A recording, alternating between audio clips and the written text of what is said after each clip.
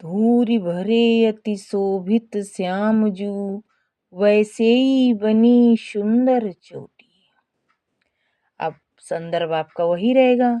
प्रसंग में आप क्या करेंगे, लिखेंगे कि प्रस्तुत सवैये में रसखान जी ने एक सखी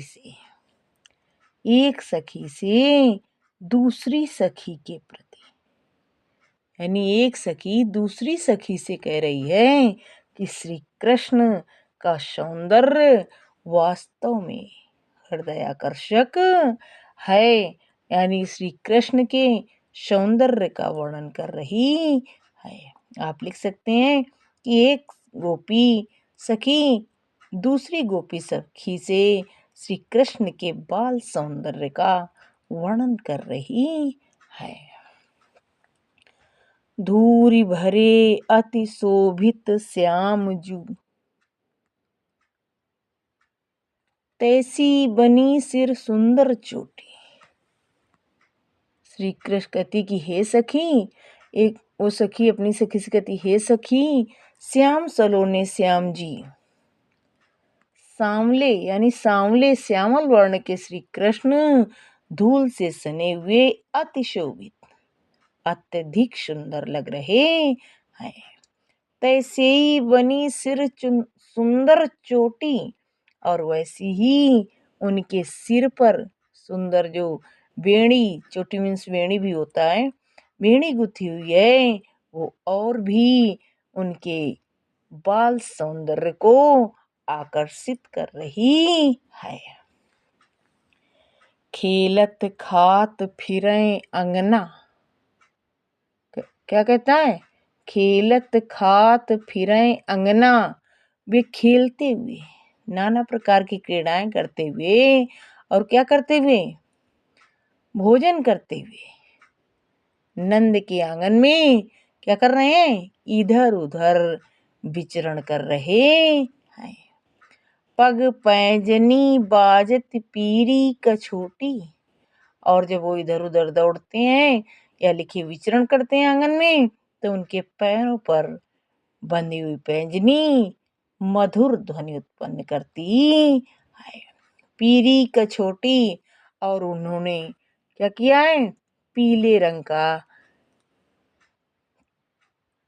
कच्छा धारण कर रखा है, यानी पीले रंग की उन्होंने पीत वर्ण की धोती धारण कर रखी है।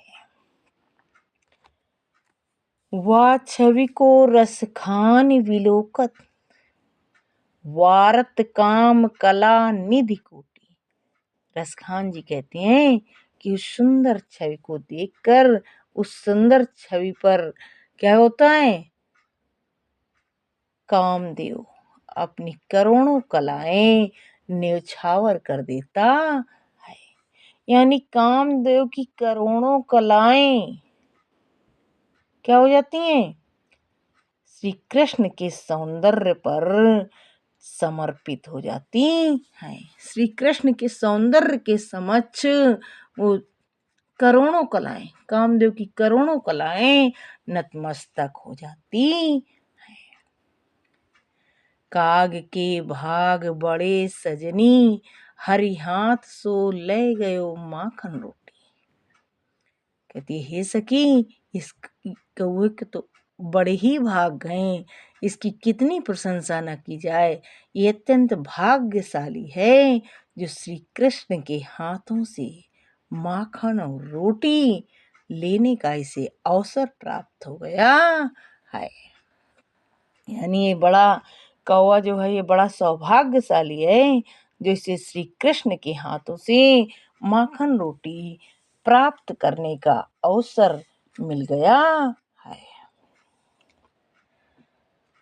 अब आपकी दो लाइनें वही प्रथम पंक्तियां और द्वितीय पंक्तियां रेखांकित हैं, तो आप उसमें फिर वही लिख सकते हैं कि धूल से सने हुए श्री कृष्ण जी अत्यंत सुंदर लग रहे हैं, और वैसी ही उनके सिर पर गुथी हुई चोटी उनके सौंदर्य को और अधिक बढ़ा रही है। नाना प्रकार की क्रीड़ाएं करते हुए वे नंद के आंगन में इधर से उधर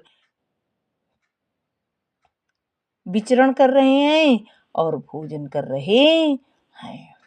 पैरों में उन्होंने सुंदर पैंजनी धारण कर रखी है जो मधुर ध्वनि उत्पन्न कर रही हैं, और उन्होंने पीत वर्ण की धोती पहन रखी है।